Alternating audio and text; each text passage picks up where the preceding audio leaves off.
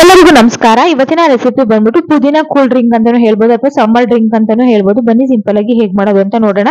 ತುಂಬಾನೇ ಚೆನ್ನಾಗಿರುತ್ತೆ, ಬೇಸಿಗೆ ಟೈಮ್ಗೆ ಒಳ್ಳೆ ರೆಸಿಪಿ. ಮೊದಲಿಗೆ ನಾನು ಇಲ್ಲಿ ಒಂದು ಮಿಕ್ಸಿ ಜಾರ್ನ ಇಟ್ಕೊಂಡಿದ್ದೀನಿ. ಇದಕ್ಕೆ ಒಂದು 2 ಟೇಬಲ್ ಸ್ಪೂನ್ ಅಷ್ಟು ಕಸೂರಿ ಮೆಥಿನ ಹಾಕೋತಾ ಇದ್ದೀನಿ. ಆಮೇಲೆ ಇದಕ್ಕೆ ಒಂದು 2 ಟೇಬಲ್ ಸ್ಪೂನ್ ಅಷ್ಟು ಸೋಂಪು ಕಾಳನ್ನ ಹಾಕೊಳ್ಳಿ. ಸೋಂಪು ಕಾಳನ್ನಂತೂ ಸ್ಕಿಪ್ ಮಾಡ್ಲಿಕ್ಕೆ ಹೋಗ್ಲೇಬೇಡಿ, ಹಾಕ್ಲೇಬೇಕಾಗುತ್ತೆ.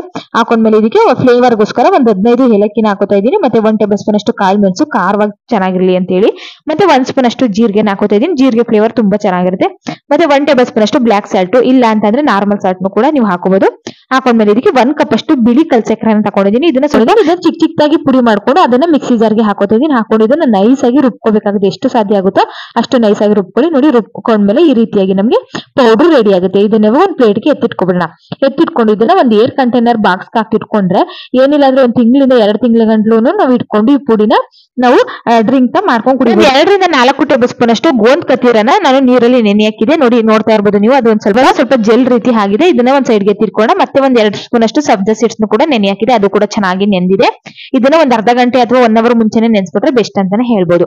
ಇವಾಗ ಒಂದ್ ಬೌಲ್ಗೆ ನಾನು ಒಂದ್ 2 ಗ್ಲಾಸ್ ಅಷ್ಟು ತಣ್ಣೀರ್ನ ತಗೊಂಡಿದ್ದೀನಿ. ಇದಕ್ಕೆ ನಾನು ಇವಾಗ ಒಂದ್ 4 ರಿಂದ 5 ಟೇಬಲ್ ಸ್ಪೂನ್ ಅಷ್ಟು ನಾವು ರೆಡಿ ಮಾಡಿ ಇಟ್ಟಿರುವಂತ ಪೌಡರ್ ನ ಹಾಕೋತಾ ಇದ್ದೀನಿ. ಹಾಕೊಂಡು ಚೆನ್ನಾಗಿ ಮಿಕ್ಸ್ ಮಾಡ್ಕೊಳ್ಳಿ. ಮಿಕ್ಸ್ ಮಾಡ್ಕೊಂಡು ನೀವು ತಣ್ಣೀರ್ನು ಕೂಡ, ನೀವು ಕೋಲ್ಡ್ ನೀರ್ಗೂ ಕೂಡ ನೀವು ಹಾಕೋಬಹುದು ಅಥವಾ ನಾರ್ಮಲ್ ವಾಟರ್ಗೂ ಕೂಡ ನೀವು ಹಾಕೊಂಡು ಇದನ್ನ ಸಮ್ಮರ್ ಡ್ರಿಂಕ್ ನ ಕುಡಿಬಹುದು. ತುಂಬಾ ಚೆನ್ನಾಗಿರುತ್ತೆ. ಆಮೇಲೆ ಇದನ್ನ ಬೇಕಾದ್ರೆ ನೀವು ಸೋದಿಸ್ಕೋಬಹುದು. ಇವಾಗ ಒಂದು ಗ್ಲಾಸ್ ಗಳನ್ನ ಇಟ್ಕೊಂಡಿದೀನಿ 2. ಅದಕ್ಕೆ ಇವಾಗ ಸ್ವಲ್ಪ ಗೋಂದ್ ಕತೀರನ 1 ಸ್ಪೂನ್ ಅಷ್ಟು ಹಾಕೋತಾ ಇದ್ದೀನಿ. ಮತ್ತೆ 1 ಸ್ಪೂನ್ ಅಷ್ಟು ಸಬ್ಜಾ ಸೀಡ್ಸ್ ನ ಹಾಕೋತಾ ಇದ್ದೀನಿ. ಮತ್ತೆ ಸ್ವಲ್ಪ ಐಸ್ ಕ್ಯೂಬ್ ಗಳನ್ನ ಹಾಕೊಳ್ಳಿ, ತಣ್ಣಗೆ ಇರಬೇಕು ಅಂತ ಅಂದ್ರೆ. ಅದಾದ್ಮೇಲೆ ಇವಾಗ ನಾವು ರೆಡಿ ಮಾಡ್ಕೊಂಡಿರುವಂತ ಕೂಲ್ ಡ್ರಿಂಕ್ ನ ಹಾಕೋತಾ ಇದ್ದೀನಿ.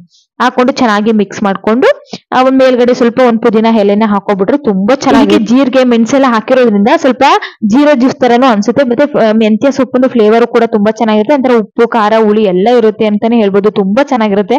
ಒಂದ್ಸಲ ಟ್ರೈ ಮಾಡಿ ಈ ಸಮ್ಮರ್